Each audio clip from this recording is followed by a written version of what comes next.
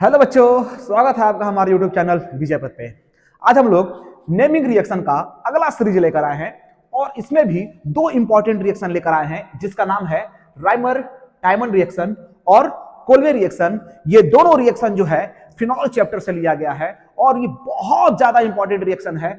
हमेशा एग्जाम में जो है इसको एग्जामिनर बार बार पूछता है। चलिए इसको वन बाय वन देखेंगे और जो भी रिएक्शन देखेंगे ना बाबू, बिल्कुल शॉर्टली ट्रिक से देखेंगे, मजा आ जाएगा आपको। एक बार अगर आप ध्यान से देख लोगे परमानेंट याद हो जाएगा। चलो स्टार्ट करते हैं, ठीक है। देखो यहां पर सबसे पहले चेक करेंगे बाबू हम लोग कोल्वे रिएक्शन। कौन सा रिएक्शन? कोल्वे रिएक्शन। कोल्वे एक वैज्ञानिक का नाम है, महापुरुष है ये, ठीक है। क्या कहा इन्होंने क्या करा कि फिनॉल लिया। क्या लिया? फिनॉल, ठीक है। जरा ध्यान से पहले सुन लीजिए। जब फिनॉल की अभिक्रिया सोडियम हाइड्रोक्साइड के साथ कराओगे तो सोडियम फेनोक्साइड आयन का निर्माण होगा। फिर उसे तुम जब कार्बन डाइऑक्साइड के साथ कराओगे उच्च ताप और उच्च दाब पर, तो अम्लीकरण के बाद वो सैलिसाइलिक अम्ल का क्या करेगा? निर्माण होगा और इस अभिक्रिया को कोल्वे अभिक्रिया कहा जाएगा। चलो देखते हैं, एकदम मजा आ जाएगा। यहां पर ध्यान दो, ये फिनॉल है। क्या है? फिनॉल है, ठीक है। इसकी रिएक्शन जो है सबसे पहले तुमको किसके साथ कराना है? सोडियम हाइड्रोक्साइड के साथ। अब इसको चलो तोड़ते हैं। ये सोडियम धातु है तो ये प्लस और ये हाइड्रोक्साइड माइनस। अब यहां पर ऑक्सीजन जो है हाइड्रोजन से जुड़ा है, तो जब भी हाइड्रोजन ऑक्सीजन के साथ या नाइट्रोजन के साथ जुड़ता है तो उस हाइड्रोजन को बोला जाता है अम्लीय हाइड्रोजन। कौन सा हाइड्रोजन? अम्लीय हाइड्रोजन। और जब ये अम्लीय हाइड्रोजन है तो ये H+ देगा। क्या देगा? H+। बहुत बढ़िया। अब आ जाओ यहां पर हाइड्रोजन ऑक्सीजन से जुड़ा हुआ है तो यहां पर हाइड्रोजन क्या होगा? प्लस और ऑक्सीजन माइनस। बस प्लस माइनस क्या कर देना है? जोड़ देना है। देखो यहां से OH- और यहां से H+। पानी जो है अभिक्रिया से क्या हो जाएगा? बाहर। अब बच का गया Na+ O-। तो इस Na+ को ऑक्सीजन से क्या कर देंगे? जोड़ देंगे। और जैसे जोड़ेंगे ना बाबू, तो जरा ध्यान दो क्या होगा। यहां पर बन जाएगा ONA और इसी को बोला जाता है sodium phenoxide ion. Sodium phenoxide ion, ठीक है। अब क्या करना है? अब इस सोडियम फिनॉक्साइड आयन को जब तुम कार्बन डाइऑक्साइड के साथ अभिक्रिया कराओगे उच्च ताप और उच्च दाब एवं उच्च दाब पर, तो देखो क्या होगा। यहां जितना भी कोना दिखाई दे रहा है ना, सब कार्बन है। सब क्या है? कार्बन है। और इस कार्बन पे क्या है? हाइड्रोजन है। तो आपको सिंपल क्या करना है कि इस कार्बन का हाइड्रोजन उठाकर इस ऑक्सीजन के साथ जोड़ देना है। सिंपल, पहले जोड़ दो। पहले ये काम कर लो। चलो पहले हमने यहां से इस कार्बन से हाइड्रोजन उठा के यहां पर ऑक्सीजन पे जोड़ दिया, ठीक है। अब क्या करोगे? अब क्या करना है कि यहां से CO2 उठा के, जहां से हाइड्रोजन निकाले थे उसी कार्बन पर इस CO2 को क्या करेंगे? जोड़ देंगे। अब जैसे जोड़ोगे तो ये COO हो जाएगा। अब फिर यहां का जो Na है, सोडियम है, उसको इस कार्बन यानी CO2 पर क्या करोगे? जोड़ दोगे। तो यहां पर हो जाएगा Na। अब जरा ध्यान से देखना, यहां पे बन जाएगा सोडियम सैलिसिलेट। क्या बनेगा? सोडियम सैलिसिलेट, जिसमें ऑक्सीजन पर माइनस है और सोडियम पर प्लस है। अब क्या करना है कि अब इसका किसी अम्ल के साथ क्या करना है? रिएक्शन करा देना है। तो अगर हम इसकी अभिक्रिया किसी अम्ल के साथ यानी कि HCl के साथ कराएंगे तो ध्यान से देखो होगा क्या। तो अम्ल टूटेगा कौची में? H+ Cl- में। तो यहां ऑक्सीजन पर माइनस है और H पर प्लस है, तो ये H+ जो है इस ऑक्सीजन से आकर जुड़ जाएगा और यहां का माइनस और यहां का प्लस, यानी कि नमक जो होगा इस रिएक्शन से बाहर हो जाएगा और हमारा फाइनल प्रोडक्ट मिल जाएगा यहां पर OH और यहां पे बन जाएगा COO और यहां से H आके जुड़ गया COOH। इसी को बोला जाता है O सैलिसिलिक अम्ल, ठीक है। या आप इसको बोल सकते हो O हाइड्रोक्सी बेंजोइक अम्ल। एक बार फिर से बता दें, जब आप फिनॉल की अभिक्रिया सोडियम हाइड्रोक्साइड के साथ करोगे तो सोडियम फिनॉक्साइड आयन का निर्माण होगा। फिर तुम इसे जब तुम कार्बन डाइऑक्साइड के साथ कराओगे उच्च ताप और उच्च दाब के साथ, तो अम्लीयकरण के बाद यानी कि अम्लीकरण के बाद सैलिसिलिक अम्ल का क्या होगा, निर्माण होगा। एक बार फिर से इस ट्रिक को देख लेते हैं ताकि आपको क्लियरिटी आ जाए।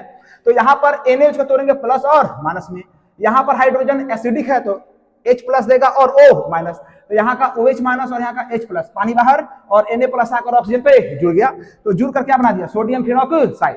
अब क्या करना है कि इस कार्बन का हाइड्रोजन सबसे पहले उठा के ऑक्सीजन से जोड़ देना है, तो जोड़ोगे तो OH हो जाएगा। दूसरा काम, इस CO2 को जहां से हाइड्रोजन निकाले हो ना, वही कार्बन पे इस CO2 को जोड़ देना है, जोड़ दो, जोड़ दिया। फिर यहां से सोडियम को उठा के इसी कार्बन पर यानी CO2 पर क्या कर देना है, जोड़ देना है। अब जोड़ने के बाद अब इसका अम्लीकरण कर देंगे, मतलब अम्लीय माध्यम में इसका अभिक्रिया करा देंगे। तो HCl लिए हैं तो यहाँ पर H प्लस और Cl माइनस भी टूटेगा, तो इसका माइनस इसका प्लस जुड़कर और यहाँ पे एसिड बन जाएगा और NaCl यहाँ से बाहर, तो हमारा फाइनल प्रोडक्ट मिल जाएगा वो सैलिसिलिक अम्ल। परिभाषा क्या है, चलिए इसको बाय लैंग्वेज देख लेते हैं।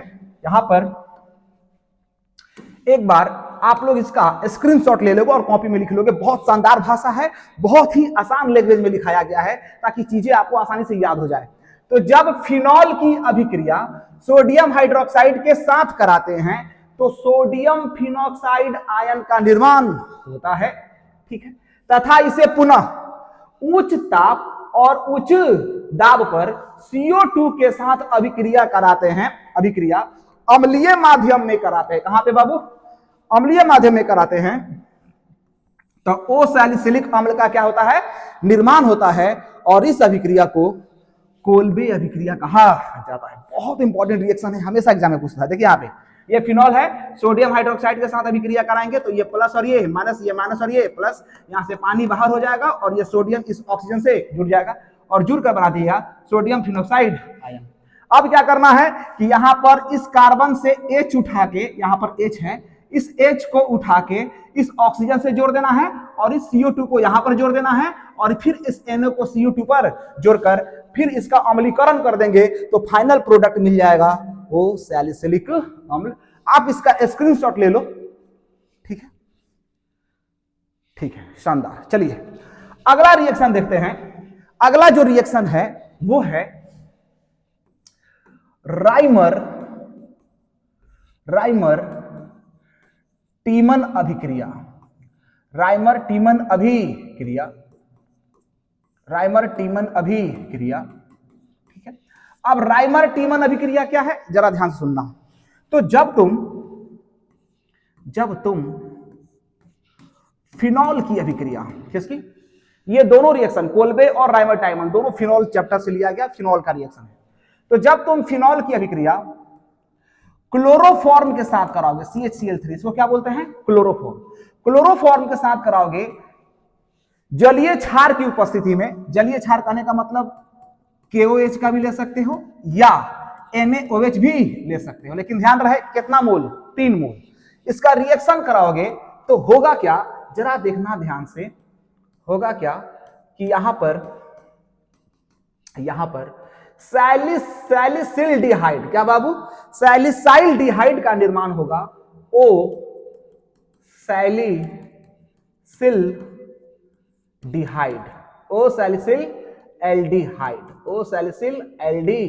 का क्या होगा, निर्माण होगा। या इसको बोल सकते हो ओ हाइड्रोक्सी बेंजल डिहाइड, और साथ में बाई प्रोडक्ट बाहर हो जाएगा। KOH का इस्तेमाल करोगे तो KCl बाहर होगा, NaOH का इस्तेमाल करोगे तो NaCl क्या हो जाएगा, बाहर हो जाएगा, और साथ में 2 मोल वाटर क्या हो जाएगा, बाहर हो जाएगा। 2 मोल वाटर क्या हो जाएगा, बाहर हो जाएगा। और तुम्हारा यहाँ पे फाइनल जो प्रोडक्ट मिल रहा है वो है ओ सैलिसाइल्डिहाइड, बराबर। फिर से बोल देते हैं राइमर टीमन अभिक्रिया क्या है। तो जब फिनॉल की अभिक्रिया क्लोरोफॉर्म के साथ कराओगे जलीय NaOH या KOH क्षार की उपस्थिति में, तो ओ सैलिसिल्डिहाइड का निर्माण होता है और इस अभिक्रिया को राइमर टाइमन अभिक्रिया कहते हैं। इस अभिक्रिया की कुछ खास बात है, क्या खास बात है, तो इस अभिक्रिया में जो मध्यवर्ती बनता है वो बनता है डाइक्लोरोकार्बिन। ध्यान देना, इस अभिक्रिया के बीच का मतलब होता है जो अभिक्रिया के बीच में बनता है उसे मध्यवर्ती कहा जाता है, और ये मध्यवर्ती जो होता है अस्थायी होता है, पुनः किसी से रिएक्शन करके फाइनल प्रोडक्ट का क्या करता है, निर्माण करता है। ठीक है, चलिए, तो इस अभिक्रिया में जो मध्यवर्ती बनता है वो बनता है डाइक्लोरोकार्बन। और अगला जो इंपॉर्टेंट पॉइंट है कि इसी अभिक्रिया में, जरा ध्यान दो बाबू, इसी अभिक्रिया में अगर हम क्लोरोफॉर्म के स्थान पर CCl4 का इस्तेमाल कर दे, किसका इस्तेमाल कर दे, CCl4 का इस्तेमाल कर दे, तो यहां पर प्रोडक्ट चेंज हो जाएगा, यहां पर प्रोडक्ट चेंज हो जाएगा और यहां पर COOH हो जाएगा और इसका नाम हो जाएगा ओसैलिसिलिक एसिड, ओसैलिसिलिक एसिड या ओसैलिसिलिक अम्ल। गर्दा मजा आ गया होगा? कुछ नहीं है, यहां पे क्लोरोफॉर्म की जगह अगर हम CCl4 का इस्तेमाल कर देंगे तो प्रोडक्ट ओसैलिसाइल्डिहाइड से चेंज हो जाएगा, किसमें, ओसैलिसिलिक अम्ल में। और ये जो अभिक्रिया होता है वो इलेक्ट्रॉन स्नेही प्रतिस्थापन अभिक्रिया होता है, ये इलेक्ट्रोफिलिक एरोमेटिक सब्स्टिट्यूशन रिएक्शन दर्शाता है। इस अभिक्रिया में डाइक्लोरोकार्बन मध्यवर्ती का निर्माण होता है और इस अभिक्रिया में क्या हो रहा है कि जब हम क्लोरोफॉर्म लेंगे, ध्यान दीजिएगा, जब हम क्लोरोफॉर्म लेंगे तो ओसैलिसाइल्डिहाइड बनेगा, ओसैलिसाइल्डिहाइड बनेगा, और जब क्लोरोफॉर्म की जगह CCl4 ले लेंगे तो यहां पर बन जाएगा ओसैलिसिलिक एसिड। क्या बन जाएगा बाबू, ओसैलिसिलिक एसिड। चलिए इसका लैंग्वेज देख लेते हैं, इसका लैंग्वेज क्या है, जरा ध्यान दीजिए। यहां पर राइमर टाइमन रिएक्शन, तो जब फिनॉल की अभिक्रिया, ध्यान दो, जब फिनॉल की अभिक्रिया क्लोरोफॉर्म के साथ कराते हैं जलीय NaOH या KOH क्षार की उपस्थिति में, तो ओसैलिसाइल्डिहाइड का निर्माण होता है और इस अभिक्रिया को राइमर टाइमन अभिक्रिया कहा जाता है। पैरा वाला भी बनता है लेकिन वो बहुत कम बनता है, इसलिए उसको छोड़ दिया जाता है, चाहे वो कोल्बे हो और चाहे वो राइमर टाइमन हो। पैरा भी बनता है, ऑर्थो भी बनता है, लेकिन जो ऑर्थो वाला बनता है वो मेजर होता है, बहुत ज्यादा मात्रा में बनता है, और पैरा पोजीशन पे जो बनता है वो बहुत ही कम बनता है, इसलिए उसको नेग्लेक्ट कर दिया जाता है। ध्यान दीजिए, जब फिनॉल की अभिक्रिया क्लोरोफॉर्म के साथ कराते हैं जलीय NaOH या KOH क्षार की उपस्थिति में, तो ओसैलिसाइल्डिहाइड का क्या होता है, निर्माण होता है। ओसैलिसाइल्डिहाइड लगा देंगे, ओसैलिसाइल्डिहाइड का निर्माण होता है और इस अभिक्रिया को राइमर टाइमन अभिक्रिया कहा जाता है। सारी बातें यहाँ पर अभिक्रिया में बता दी गई है। तो इस अभिक्रिया में किसका निर्माण होता है, डाइक्लोरोकार्बन मध्यवर्ती का। यह अभिक्रिया कौन सा है, इलेक्ट्रॉन स्नेही प्रतिस्थापन अभिक्रिया।